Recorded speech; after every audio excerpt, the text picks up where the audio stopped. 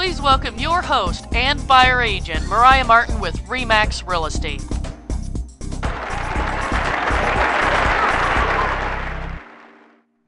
Hello and welcome to MyRealEstateShow.tv, a real estate talk show that is exclusively geared to helping home buyers only. Our goal is to reveal all of the hidden real estate secrets and give you the confidence you need to take control of your future home purchase. Special guests for today's show include Melissa Falcone, mortgage advisor with Allied Home Mortgage Corporation, Sonia Bieber, title agent with Lighthouse Abstract, and Joe Popolowski, certified home inspector with Advantage Home Inspection Services.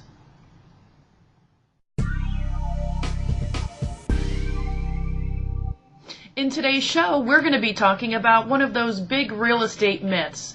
I don't have enough money for all of those closing costs. Let's take a look at some of the topics we're going to be covering in today's show. Mariah's topics for today's show include what are closing costs and what should buyers expect, and how much money do I need to buy a home. Melissa's show topics for today are closing costs, what is a good faith estimate, and seller's assist in getting a loan. Joe's topics for today's show include home inspection costs and FHA. Sonia's topics for today's show include how can I save money on title.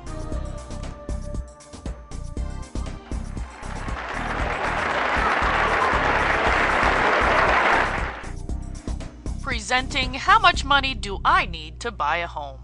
Hello, in today's topic we're going to talk about how much money do I need to buy a home. Well, unfortunately I cannot answer this question directly because it depends. Everyone's situation is different. Everybody wants to live in a different part of the world. Everyone has goals that are different. They want to be at certain monthly payments and they want, certain things, a certain lifestyle. So it really just all depends. So instead of just giving you that answer, let's review the 4 things of why it depends. Number 1, the first reason why it depends is it depends on how much money you're working with right now. The second reason it depends about where you want to be in your monthly payment. What monthly payment makes you feel comfortable? Because that's the most important thing when you're thinking about buying a home. It's the monthly payment. I've only met one person out of my 10 years in real estate that monthly payment didn't matter. Number 3, it depends on the type of mortgage that best fits your needs or what mortgage you qualify for. A conventional loan requires a minimum of 3% down. FHA requires 3.5% down, and VA and RDA are 100% financing. The fourth thing is, do you need help with down payment and closing costs? If you do, there's several ways to see if we can help you more with that through a local or state program. Do you qualify for those? There's something called Seller's Assist where we can get help for you for down payment and closing costs. So you know what? It just all depends. Now this information should be reviewed with you at your first consultation with your buyer agent and reviewed with you. All these things should be reviewed with you in your pre-qualification with your mortgage broker, which should be free.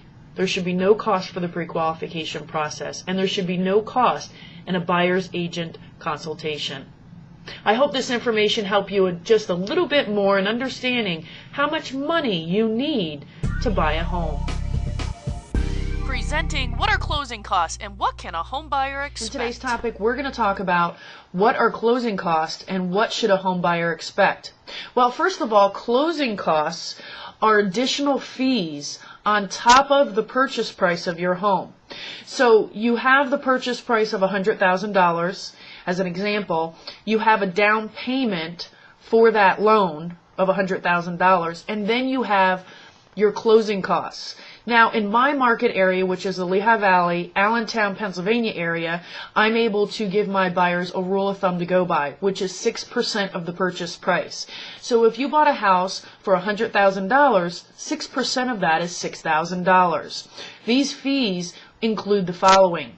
Now, the first part includes the title company fees. Now, title company fees are regulated by state, so you would have to check with the state that you live in or want to live in for those additional fees.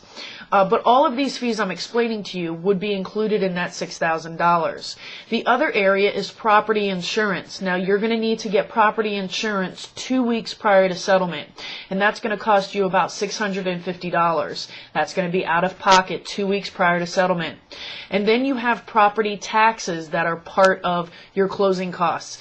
Now, there's certain property taxes, they prorate them and all that. The mortgage company prorates property taxes.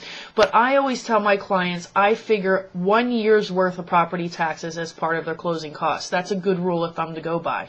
Because when my clients close on their property at settlement, they never have to bring more money than I tell them to. They always have to bring less, even if it's just a few $100s. The other part of closing costs would be your inspections. This is also an out-of-pocket fee. Your inspections would be your home inspections. Now, we're not going to know what type of inspections you're going to get until you find your home. I would advise you at minimum to get a home inspection, a termite inspection, at minimum, and then other inspections that might apply to your home would be a radon inspection, water or sewer, septic inspection, or a water test. So I would say about $450 at minimum you're going to want to include in that. Now that's just in Pennsylvania. Again, you have to check in your state on how much that is. That needs to be paid for within about 5 days after your offer gets accepted. But again, this is included in that $6,000. The last part of the fees are mortgage fees. Now this all depends on the lender you're working with and what they're charging you to get you the loan. It depends on if you buy down the interest rate.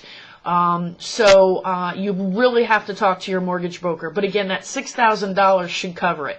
Now, the other part of the things that I wanted to tell you about closing costs, at least in the Pennsylvania area, is there should be no other fees associated with the real estate broker on your side of the transaction, because the seller pays the commission. We get paid by the seller. If there's any other fees associated with the real estate broker that's helping you purchase the home, you better have talked to them and agreed to it before. I have found this being true with some real estate agents where they charge you document prep fees or paperwork processing fees in addition to the commission that they're getting.